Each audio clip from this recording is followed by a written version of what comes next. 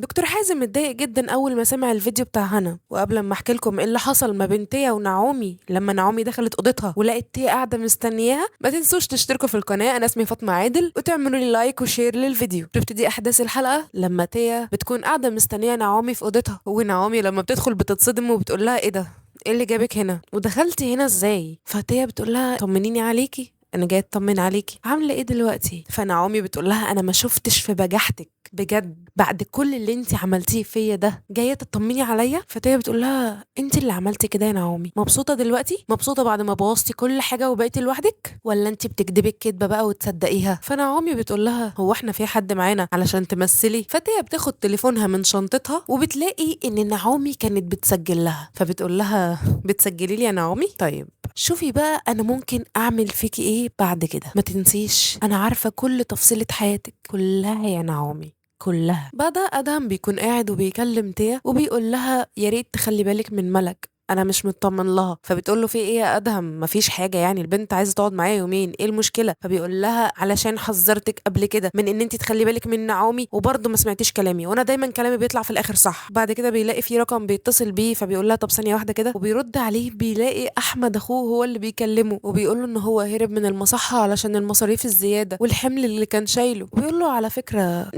نعومي بنت بتحبك قوي وشكلها طيب جدا. فادهم بيقول له احمد يا ريت ترجع البيت، ارجع البيت وهنقف انا وانت قصاد الراجل ده وما تخافش، انا هفضل في ظهرك والله، بس انت ارجع. ومين قالك اصلا ان انا شايل هم اي حاجه ولا شايل هم مصاريف؟ اوعى تسمع كلام نعومي دي، نعومي دي اصلا بنت عايزه تلبسني وبس. بعدها الخط بيفصل معاه. بعد كده يزن بيكلم ابو ملك وبيقول له لو سمحت يا عمي ممكن تبعت لي الرقم اللي بعت لك اللوكيشن بتاع ملك ولما كانت في بولاق؟ قال له تمام ماشي، وبعت له الرقم وقال له وقتها ان اللي كلمته اسمها نعومي. بعدها بيظهر في مشهد عبد الله قاعد مع تيا في كافيه، وبتبان غاليه بعدها وهي بتسجل لنعومي فويس وبتقول لها ان عبد الله قاعد لوحده وفضل زهقان لحد ما مشي وما فيش حد جاله. بعدها دكتور حازم بيروح لهنا وبيقول لها الفيديو اللي انت عملتيه ده غلط يا هنا، المفروض ان انت تمسحي الفيديو ده. ان هنا بتكون منهارة من العياط وبتبقى مش عارفة تفكر تعمل ايه، وبتقول له حازم المهم عندي ان انت تفضل جنبي. فبيقول لها انا اكيد جنبك، بس مش ده معناه ان اللي حصل ده صح. وبعدين اهلها بيدخلوا عليها بيكونوا شافوا الفيديو، فبيقولوا لها ايه اللي انت عملتيه ده، امسحي الفيديو ده. فهنا بتقول لهم لا، ولكن مامتها بتبدأ تهاجمها باسلوب صعب شوية وبتقول لها انت عايزة الناس تعرف ان انت اللي طلعتي واطية،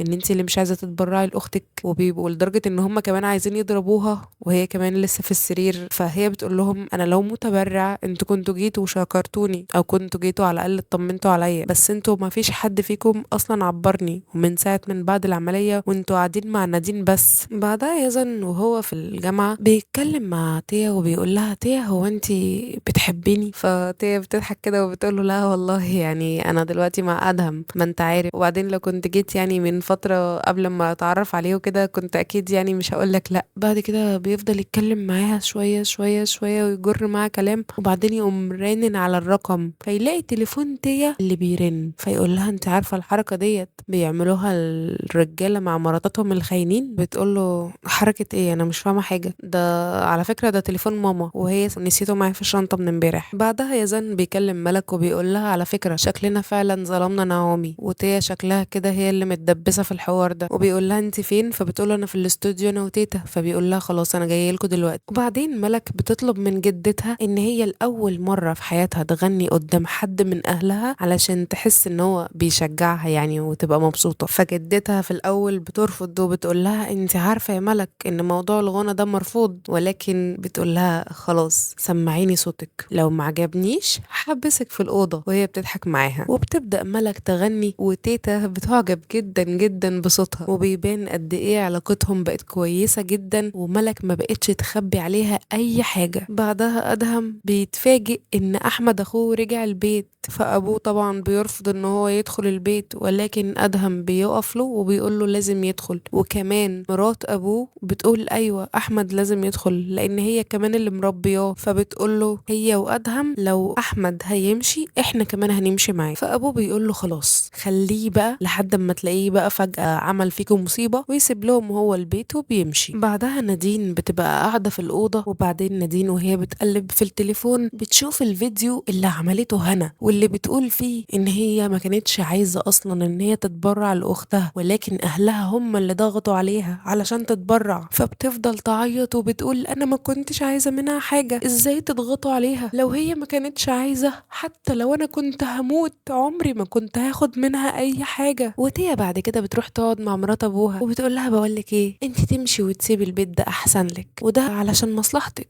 علشان بس ما تخرجيش من البيت ده بفضيحه. فمرات ابوها بتقول لها مش فاهماكي يا تيا، انتي بتقولي كده ليه؟ قالت لها لا انتي فاهمه قصدي كويس، ولو ما بعدتيش عن نعومي انا اي حد معاها بيبقى ضدي وانتي حره. بعدها يونس بيجيب الهاك اللي كان اصلا هكر كل تليفوناتهم، وكمان مأمن تليفون تيا، وبيقول له انا عايزك تسلمني البت دي. فبيقول له اسلمها لك ازاي يعني؟ قال له بقول لك ايه، انا عارف ان انت قبل كده هكرت لها يجي 10 تليفونات قبل كده، وانا اللي فكيت الهاك بتاعهم كله، فانا عايزك تسلمها لي. فبيقول له ما عملتلهاش هاك ليه؟ مفيش حد هينفع يسلمها لي غيرك انت. وبعدين بيقول له انت كنت بتاخد فلوسك منها ازاي، او هي كانت بتتصل بيك من انهي رقم؟ اللي كان معاه بقى بيرد عليه وبيقول له ان هي كانت كل مره بتتصل من رقم شكل، وكانت كل فلوسها كاش، حتى اخر مره دفعت لي 20,000 جنيه، وبيبقوا هما ال20,000 جنيه اللي ادهم لما راح باع اللابتوب بتاعه اتسرقوا منه. بعد كده دي بتبقى مع عبد الله وملك في الجامعة، وبعدين عبد الله بيقول لها نعومي ما تعرفش ان انا معاكي يا تيا، ولا ان انا بقول لك اخبارها. فبتقول له ايوه بس انت لازم تستغل النقطة دي، لازم تستغل قربك منها وتعرف عنها معلومات وتفضحها وتنتقم منها زي ما عملت فيك. فبيقول لها بس انا مستحيل ان انا اعمل كده يا تيا، وبيسيبها وبيمشي. بعدها يزن بيروح يقابل يونس وبيقول له يونس هو انت مين اللي قالك ان انت تفضل مكمل مع ملك كده في الحوار ده وتفضل مخبي عليا؟ ولحد هنا ما بيبانش يونس قال له ايه. بعدها ادهم لما بيصحى تاني يوم الصبح بيتخض اول ما بيلاقي اخوه مش تحت على السرير بتاعه، ولكن بيكون قاعد بره بيفطر في الصاله. دي بقى لما بترجع البيت مرات ابوها بتقول لها ايه، بقول لك ايه، انا عايزه اقول لك على حاجه، انت تقومي تحضري شنطتك وتمشي. فبتقول لها ايه ده، امشي ليه ومش عارفه ايه. مرات ابوها بتقول لها بصي، وبتطلع كانت بتسجل لها كلامها لما هي قالت لها وهددتها. فسماح بتقول لها اللي هي مرات ابوها ربع ساعه والاقيكي محضره شنطتك وواقفه بيها هنا على الباب ومشيتي، والا انا اللي همشيكي بفضيحه. فتيه بتروح على طول تحضر شنطتها، تتصل بباباها وتقول له ان هي هتروح تقعد عند مامتها يومين علشان بس هي وحشتها. في نفس الوقت ملك بتكلمها وبتقول لها تيه انا خدت الباسبور بتاعي وهجيلك خلاص وسبت البيت. فتيه بتقول لها انت ازاي تعملي كده، انا دلوقتي لسه همشي دلوقتي من البيت. فبتقول لها طب خلاص انا هتصرف. فتيه بتقول لها خلاص هبعتلك لوكيشن تيجي عليه، بس بشرط اوعي توري اللوكيشن ده او تبعتيه لاي حد من الشله، اتفقنا؟ فبتقول لها اوكي اتفقنا. وفي نفس الوقت احمد وادهم بيكونوا بيقضوا مع بعض بقى اوقات حلوه، بينزلوا يتمشوا سوا وبيلعبوا سوا، يفتكروا ذكرياتهم سوا. واحمد بيقول لادهم ان هو نفسه يرجع تاني الشخصيه اللي تستحق ان هي تبقى اخوه، بس خايف من نظرات ابوه ليه، ان كل شويه يحسسه ان هو ما يستحقش الفرصه دي. بعدها لما ملك بتبقى في شقه تيا، اول ما بتحس ان تيا خرجت من الأوضة بتبدأ تقوم وتفتش أوضتها، وبعدين بتحاول تفتح الأوضة اللي تيا أصلا حاطة فيها كل أسرارها. بتحاول تفتح الباب بس مش بتعرف، وفي نفس الوقت بتدخل عليها تيا. ولحد هنا تنتهي أحداث الحلقة. متنسوش تتابعوني لو عجبكم الفيديو وتدوسوا لايك وشير، هتوحشوني قوي. سلام.